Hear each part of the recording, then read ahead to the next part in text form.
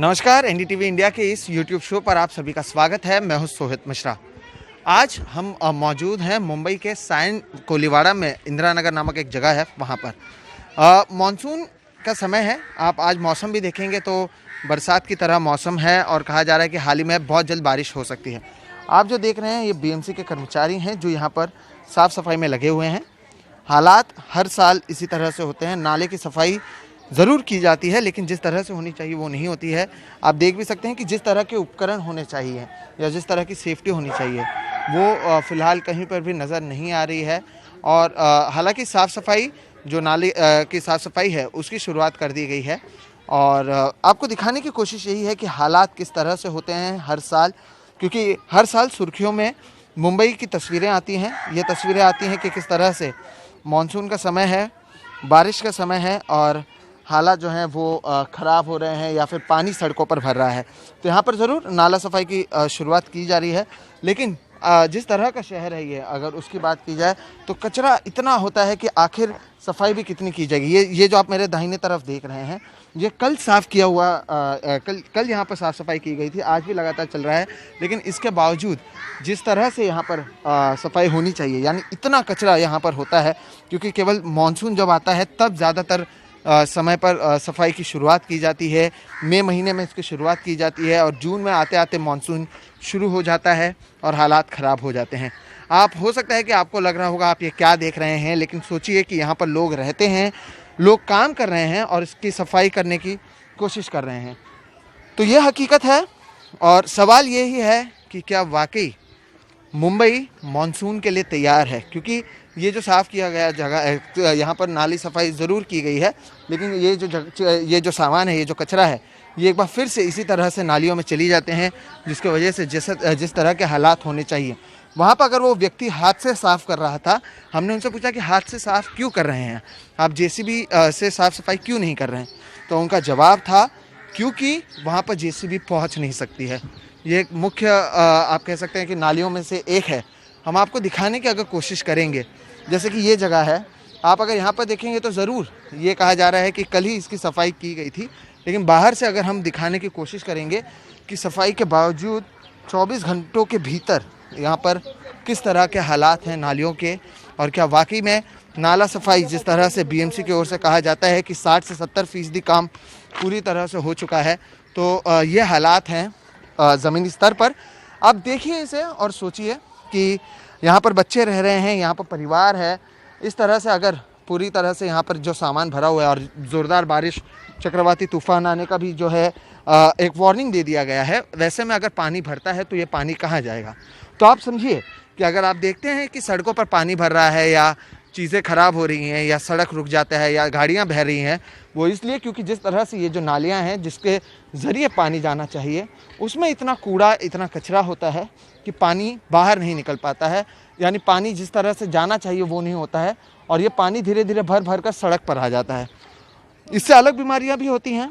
फ़िलहाल कोरोना पर हर किसी की नज़र है, लेकिन जैसे कि मैंने कहा यहाँ पर लोग रहते हैं, तो यहाँ पर जो बच्चे रहते हैं, आप लोग यहाँ पर रहते हो, तो बच्चों के लिए तो काफ़ी खतरनाक है ये जगह। हाँ सर, ये यहाँ पर बच्चा गिरने का चांसेस है। बच्चे लोग खेलते हैं और यहाँ पर इधर से ऊपर भी खेलते हैं। ये यहाँ से काम हो गए और इसके आगे भी काम हो जाएगी तो हम लोग को तकलीफ दूर हो जाएगी। हाँ, लेकिन ये जैसे कल भी साफ किया गया है, लेकिन फिर से इतना कचरा आ जाता है, तो कितना कचरा है? रोज का कचरा है ये, बस समझो एक दिन का एरिया का पूरा कचरा इधर ही आके रुकती है लास्ट जी।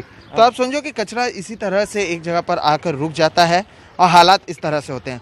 मुंबई को अगर आपको समझना होगा, मुंबई 7 अलग अलग द्वीप थे जिसे साथ में लाया गया। तो जब साथ में लाया गया तो कई ऐसे जगह थे जिसे लो लाइंग एरिया कहा जाता है, यानी वो इस तरह से होते हैं जहाँ पर पानी जमना शुरू हो जाता है। जिस सायन में हम मौजूद हैं, अगर आपको याद होगा पिछली बार इसी सायन और दादर टीटी में इसी तरह के हालात हुए थे। पानी की वजह से गाड़ियाँ रुक गई थी, ट्रैफिक जाम हो गया था। इससे पहले भी कई जगहों पर मैनहोल के कारण लोगों की मरने की खबर सामने आ चुकी है। वैसे केवल नालियों की बात नहीं करेंगे, अगर आप यहाँ पर भी देख लें, आप सोचिए कि हालात किस तरह से हैं। ऐसे में बारिश आ जाए, उससे कई सारी बीमारियां फैलने के खतरा होता है, कई सारी चीज़ें। ये भी एक मुंबई का ही एक हिस्सा है और बहुत बड़े पैमाने पर यहाँ पर भी लोग रहते हैं। कोरोना की वजह से भले ही बहुत सारे लोग अब यहाँ से कहीं गए हों, लेकिन फिर भी बहुत लोग रहते हैं। तो बारिश में जब पानी भरता होगा तो ये जो कचरा है या इससे जो बीमारियाँ हैं वो कितनी बढ़ जाएगी, आप इसके बारे में सोचिए। इसके अलावा छोटे बच्चे हैं, यहीं पर जो है कूड़ादान भी है, यहीं पर सभी कुछ है और यहीं पर इनका घर भी है। तो इस तरह के हालात हैं। कोशिश हमारी यही है बताने की कि आप सोचिए, चक्रवाती तूफान का जो वार्निंग दिया गया है वो अगर आता है, ज़ोर से बारिश होती है, ज़ोरदार बारिश में यहाँ पर अगर पानी भरेगा तो हालात किस तरह से होंगे। लोगों के घरों में जो पानी जाएगा, अलग अलग जगहों पर जो पानी जाएगा, वहाँ पर किस तरह से बीमारी और बढ़ेगी। तो एक तरफ जहाँ कोरोना वायरस के खिलाफ लगातार कोशिशें जारी हैं, मुंबई में सबसे ज़्यादा मामले हैं, हालात ख़राब है, लोगों की मरने वालों की संख्या ज़्यादा है, हमने देखा कि अस्पताल में जगह नहीं बचा हुआ है। वहीं दूसरी तरफ ये भी तो एक हकीकत है।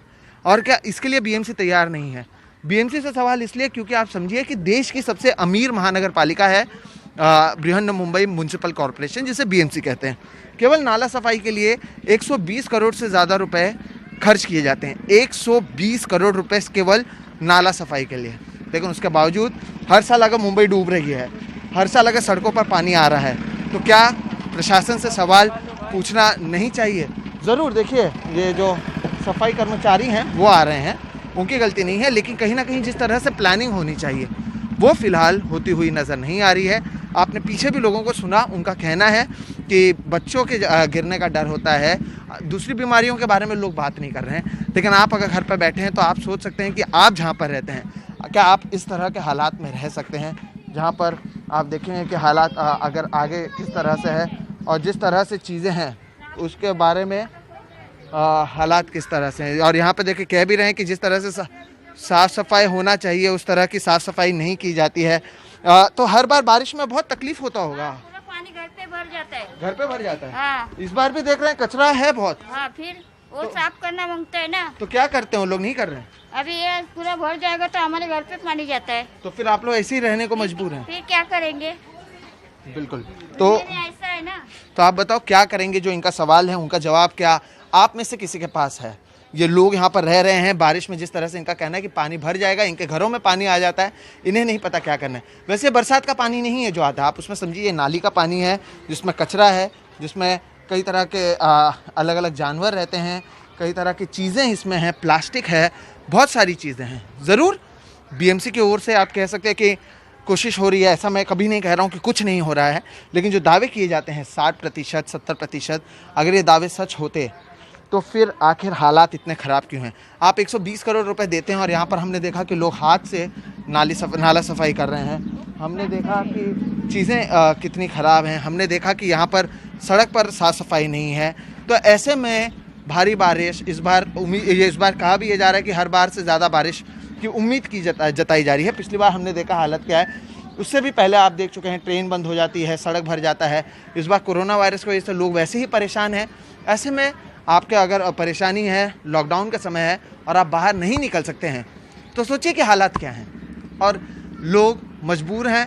अब किसी को पसंद हो या ना हो, अब वो यहाँ पर रह रहे हैं तो उनके पास कोई दूसरा चारा नहीं है, वो यहीं पर रुके हुए हैं। ऐसे में जब पानी भरेगा और चीज़ें बढ़ेंगी, छोटे छोटे बच्चे यहाँ पर खेल रहे हैं, तो जब ऐसी चीज़ें होंगी तो फिर लोग आखिर करेंगे तो करेंगे क्या? तो हमारी कोशिश यही है आपको बताने की कि हालात किस तरह से अलग अलग जगहों पर हैं। आप देखिए, केवल प्लास्टिक आपको नज़र आएगा, आपको अलग अलग तरह के कूड़ा नज़र आएगा। अच्छा, जो हमें कहा गया यहाँ तक जेसीबी मशीन जो है वो आ जाती है तो यहाँ से कचरा निकाल देता। अब ये आप सोचिए, ये जो जगह है, जो हमें जानकारी मिली है, वो कल साफ़ हुआ है। हाँ, वो कल साफ़ किया गया है। उसके बावजूद अगर इस तरह से कचरा है यहाँ पे, तो सोचिए 24 घंटे पहले ये साफ़ हुआ है, तो कितना कचरा अगर पीछे से आ रहा है, तो कितना कूड़ा आ रहा है कि चीज़ें इसी तरह से भरी हुई हैं, इसी तरह से हालात हैं। आपने सुना कि इसी तरह से जब चीज़ें बढ़ेंगी तो इसमें कितने लोग बीमार पड़ेंगे, कितने लोगों की परेशानी होगी। क्या अगर लोग बीमार पड़ते हैं यहाँ पर, तो इसके लिए जिम्मेदार कौन होगा? क्या प्रशासन की ओर से अस्पताल में जगह रखी गई है या दूसरी तैयारियाँ की गई हैं? जवाब है नहीं, क्योंकि अस्पताल वैसे ही भरे हुए हैं और हालात उसी तरह से ख़राब है।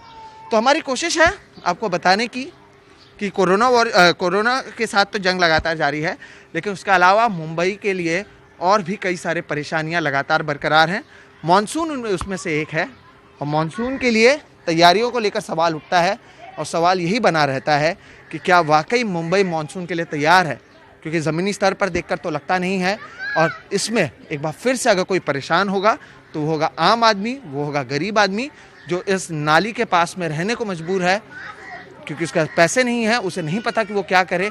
छोटे छोटे बच्चे यहाँ पर खेल रहे हैं। कितना खतरा है, कितनी बीमारी फैलने का खतरा है, आप सोचिए और सवाल पूछिए कि देश की सबसे अमीर महानगर पालिका, देश की आर्थिक राजधानी के अगर हालात इस तरह से है तो क्या वाकई में जिस तरह से काम होना चाहिए था वो हुआ है या नहीं। मेरा नाम है सोहित मिश्रा। कैमरे के पीछे जो सबसे अहम काम करते हैं ये सारी चीज़ें दिखाने का, उनका नाम है प्रवीण जिरोहित। आप कोशिश हमारी यही होती है कि आप तक ज़मीनी हकीकत पहुंचाएं, वो जिस भी तरह से हो। जिस तरह से आज हम यहाँ पर पहुँचे हैं, हम अलग अलग जगह से अलग अलग चीज़ें करके आपके पास लाते हैं ताकि आपको पता चले कि जो करनी है और जो कथनी है उसमें कितना अंतर है। अगर आप इसी तरह के वीडियोस और देखना चाहते हैं तो आप एनडीटीवी इंडिया के इस यूट्यूब चैनल को लाइक करें, इस वीडियो को शेयर करें, चैनल को सब्सक्राइब करें, साथ ही साथ बेल आइकॉन दबाएं ताकि अगली बार जब हम इस तरह के वीडियोस करें तब उसकी जानकारी आपको मिल सके। जिस तरह से मैंने कहा, मेरा नाम है सोहित मिश्रा और कैमरे के पीछे हैं प्रवीण जिरोहित और आप देख रहे हैं एनडीटीवी इंडिया का यूट्यूब चैनल। नमस्कार।